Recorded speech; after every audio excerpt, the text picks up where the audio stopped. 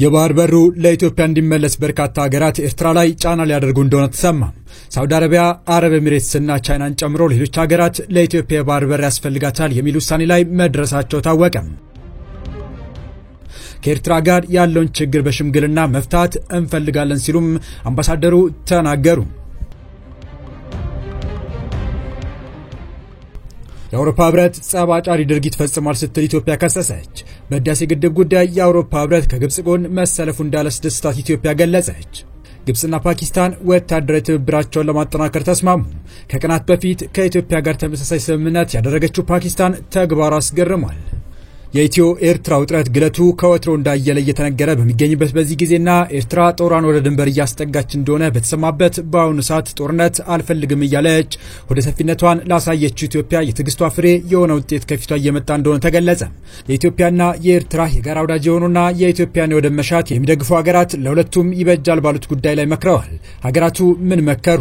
የኢትዮጵያ የባህር በር መሻት እንዲሁ ዝም ብሎ የመጣ ወይም ጠላት እንደሚለው ለጸብ አጫሪነት ሳይሆን የህልውና ጉዳይ ስለሆነ ነው በማለት በተደጋጋሚ ኢትዮጵያ ወደ ቀይ ባህር መመለሷ እንደማይቀር ሲናገሩ የነበሩት ዕውቁ አምባሳደር የሰጡት ምላሽ የሚለውንና በቀጠለው የግብጽ መፍጨርጨር መሃል ከአውሮፓ ህብረት ተሰምቶ ስለነበረው ለግብጽ መወገንና እሱን ተከትሎ ኢትዮጵያ የሰጠችው ምላሽ እንዲሁም ፓኪስታን ከግብጽ ጋር ስለፈጸመችው ወታደራዊ ስምምነት አክለን ወደ እናንተ ልናደርስ ወደናል።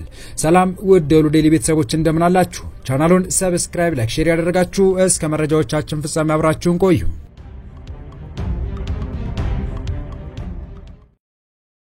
ኢትዮጵያና ኤርትራ የገቡበት ፍጥጫ ወደ ግጭት እንዳያመራ ስጋት ያደረባቸው ከሁለቱም ሀገራት ጥሩ የሚባል ግንኙነት እንዳላቸው የሚነገርላቸው ሀገራትና ሌሎችም ሆነው ያለ ጦርነት ኢትዮጵያ የባህር በር ተጠቃሚ እንድትሆን መወሰናቸው ተሰምቷል።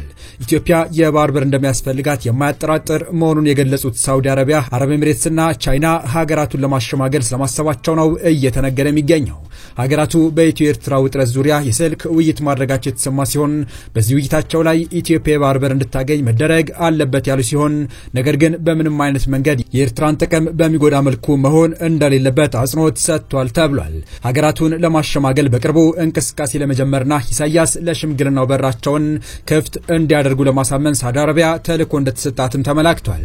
ይህ በእንዲህ እንዳለ ከኤርትራ ጋር ያለውን ችግር በሽምግልና ለመፍታት እንፈልጋለን ሲሉ አምባሳደር ዲና ሙፍቲ ተናገሩ። የተወካዮች ምክር ቤት አባልና የውጭ ግንኙነት ደህንነት ጉዳዮች ኮሚቴ ሊቀመንበር የሆኑት አምባሳደር ዲና ሙፍቲ የኢትዮጵያ ህዝብና መንግስት ከኤርትራ ጋር ጦርነት ውስጥ የመግባት ፍላጎት እንደሌላቸው ገለጹ።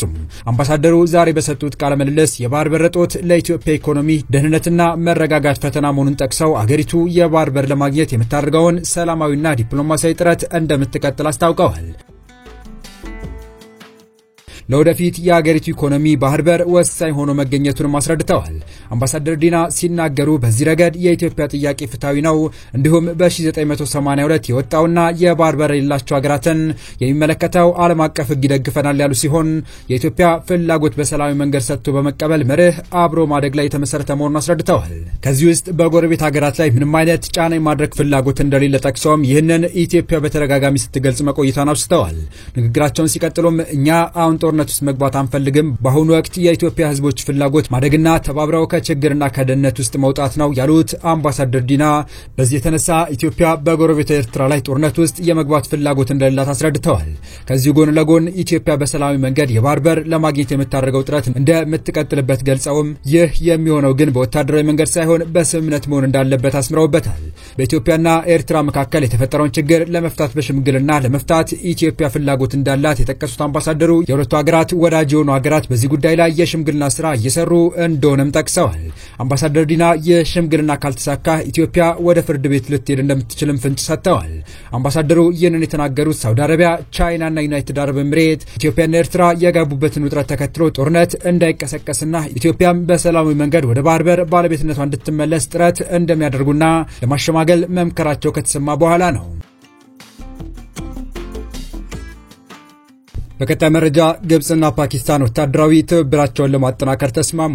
ኢትዮጵያና ፓኪስታን ወታደራዊ ትብብራቸውን ለማጠናከር ስምምነት ላይ መድረሳቸው ከተሰማ 3 ሳምንታት እንኳን አልተቆጠሩም። በመስከረም ወር መጨረሻ ቀናት ላይ የኢትዮጵያ አየር ኃይል ዋና አዛዥ ሌተና ጀነራል ይልማ መርዳሳ ወደ ፓኪስታን መሄዳቸው ተዘግቦ ነበር። ሌተና ጀነራሉ በኢስላማባድ በሚገኘው የፓኪስታን አየር ኃይል ዋና መስሪያ ቤት በሚደርሱበት ወቅት በክብር አቀባበል የተደረገላቸው ሲሆን ከፓኪስታን አየር ኃይል ዋና አዛዥ ኤር ማርሻል ዛሂር አህመድ ጋር ውይይት ማድረጋቸው ይታወሳል።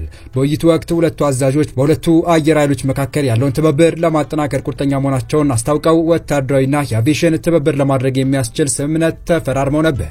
ይህ ከተሰማ 3 ሳምንት እንኳን ሳይሞላ የግብጽ ወታደራዊ መኮንኖች ወደ ፓኪስታን አምርተው የትብብር ስምምነት ተፈራርመዋል።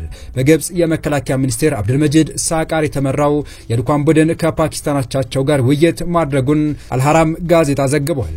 ወደ ፓኪስታን ካመሩት ውስጥ የግብጽ የጦር ኃይሎች ኢታማጆር ሹም ሌተና ጀነራል አህመድ ካሊፍ የሚገኙበት ሲሆን በሁለቱ ሀገራት መካከል በተለያዩ መስኮች ወታደራዊ ትብብር ለማድረግ የሚያስችል ስምምነት በዛሬው ዕለት መፈራረማቸው ዘገባው አስረድቷል።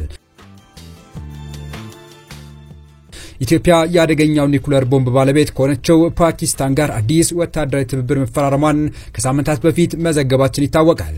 በወቅቱ ኢትዮጵያና ፓኪስታን በሁለት ሀገራት አየር ኃይሎች መካከል ያለውን የሁለትዮሽ ትብብር ለማጠናከር ተስማምተዋል። የኢትዮጵያ አየር ኃይል ዋና አዛዥ ሌተና ጀነራል ይልማ መርዳሳ ከፓኪስታን አየር ኃይል አቻቸው ኤር ቺፍ ማርሻል ዛሂር አህመድ ባባር ሲዲ ጋር በኢስላማባድ ተወያይተው ነበር። በውይይቱ ሌተና ጀነራል ይልማ መርዳሳ የመከላከያ ሰራዊትን በዘመናዊ መልክ ለማዋቀር ስልታዊ ትኩረትን ጨምሮ ኢትዮጵያ ሁለንተናዊ የለውጥ ጉዞ ላይ እንደምትገኝ ገልጸዋል።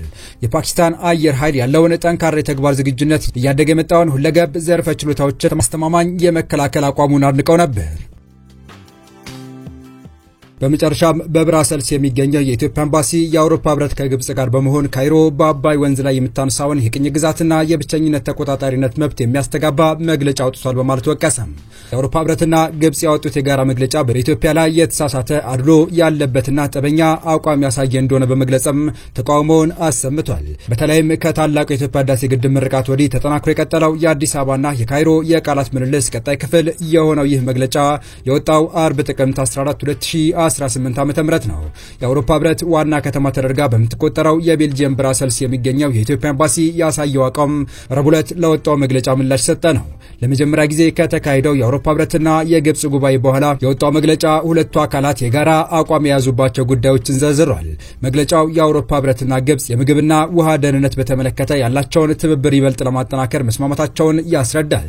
ሁለቱ አካላት በሁለትዮሽ በቀጠናዊና በዓለም አቀፋዊ ደረጃ ባሉ ከውሃ ጋር በተያያዙ ጉዳዮች ላይ እንደሚተባበሩ ያሰፈረው መግለጫው ከዚህ ቀደም የውሃ አጋርነት በተመለከተ ስምምነት ላይ መድረሳቸውን ያስታውሳል። የአውሮፓ ህብረት ግብጽ ካለባት የውሃ እጥረት የተነሳ በናይል ወንዝ ላይ በከፍተኛ መጠን ጥገኛ መሆኗን እንደሚገነዘብ በመግለጫው አስፍሯል። የግብጽን የውሃ ደህንነትና ዓለም አቀፍ ህግን ማክበርን በተመለከተ ለካይሮ ያለውን ድጋፍ የገለጸው የአውሮፓ ህብረት የአቋሙ የኢትዮጵያን ግድብም እንደሚያካትት አስታውቋል። የአውሮፓ ህብረት በአስቀድሞ ማሳወቅ በትብብርና ጉዳት አለማድረስ መሪዎች ላይ የተመረኮሰ የተፋሰሱ ሀገራት ድንበር ተሻጋሪ ትብብርን አጥብቆ ያበረታታል ሲል አቋሙን በመግለጫው ላይ አስፍሯል። ለዚህ አቋም ምላሽ የሰጠው በብራሰልስ የሚገኘው የኢትዮጵያ ኤምባሲ መግለጫው ችግር ያለበትና እጅግ አሳዛኝ ሲል ጠርቶታል። የጋራ መግለጫው ግብጽ በናይል ወንዝ ላይ አለኝ የምትለውን የቅኝ ግዛትና የብቸኛ ተቆጣጣሪ መብት የሚያስተጋባ መሆኑን በመጥቀስ ተችቷል። የጋራ መግለጫው በኢትዮጵያና በአውሮፓ መካከል ካለው ታሪካዊ ግንኙነት ጥራት ጋር የሚቃረን የተሳሳተ አድሎ ያለበትና ጠበኛ አቋምን የሚያስፋፋ ነው ሲልም ተቃውሟል። በናይል ወንዝ ተፋሰስ ላይ 11 አገራት መኖራቸውን ያስታወሰው ኤምባሲው የሁለቱ አካላት መግለጫ የሌሎች ተፋሰሱ ሀገራት አመለካከትና ፍላጎት ሙሉ በሙሉ ችላ መባሉ እንደሚያሳይም ገልጿል። የአውሮፓ ህብረት ከግብጽ ጋር ባካሄደው በሁለትዮሽ መድረክ ኢትዮጵያን ዝቅ ለማድረግ መወሰኑን አሳዛኝ ሲልም ወቅሷል። ህብረቱ የህዳሴ ግድብን በተመለከተ በአፍሪካ ህብረት አመቻችነት በተካሄዱ ንግግሮች ላይ የነበረውን የታዛቢነት ሚና አስታውሶ የአጋጣሚ ሚዛናዊ ምክንያታዊና ገለልተኛ አካሄድን እንዲከተል ሊያደርገው ይገባ እንደነበረም በመግለጫው አስፍሯል። ኤምባሲው አክሎም የአውሮፓ ህብረት በዓለም አቀፍ ህግ ላይ የተዛባ አመለካከት መያዙን በመጥቀስ ወቅሷል። የወጣው የጋራ መግለጫም ከናይል ወንዝ ተፋሰስ ሀገራት የትብብር ማዕቀፍ ስምምነት እንዲሁም የተባበሩት መንግስታት የውሃ ስምምነትና ህጎች ካስቀመጧቸው መሪዎች ጋር የሚቃረን ነው ሲልም ተችቷል። በተጨማሪም ኤምባሲው በመግለጫው ላይ ግድቡ በሚል የተጠቀሰው የኃይል ማመንጫ ታላቁ የኢትዮጵያ ህዳሴ ግድብ የሚል ይፋዊ ስያሜ እንዳለው አስታውሷል። ራስን የመቻልና የአፍሪካን ዳግም መንቃት የሚያንጸባርቀው ይህ ስያሜ ለኢትዮጵያን ብቻ ሳይሆን ለአፍሪካ አህጉርም ጭምር ትልቅ ትርጉም አለው ብሏል። የተወደዳችሁ የቻናላችን ቤተሰቦች ለአሁኑ ለእናንተ ይመጥናሉ ብታደምጧቸው ታተርፉባቸዋላችሁ ብለን የመረጥንላችሁ ዕለታዊ መረጃዎቻችን እስካሁን ያደመጣችኋቸው ነበሩ። በተመሳሳይ ሀገራዊና ቀጠናዊ ጉዳዮች እንዲሁም ዓለም አቀፋዊ የጂኦፖለቲካ ወታደራዊና አነጋጋሪ ክስተቶችን ዕለት ተከታትለን በትኩስ ይዘን እንደምንቀርብ እያሳወቅን የቻናሉ ቤተሰብ ካልናችሁ ሰብስክራይብ፣ ቪዲዮን ላይክ እና ሼር በማድረግ ተደራሽነታችን ታሰፉ ዘንድ አክብሮታዊ ግብዣችን ነው። አበቃን። ሰናይ ጊዜን ተመኘን።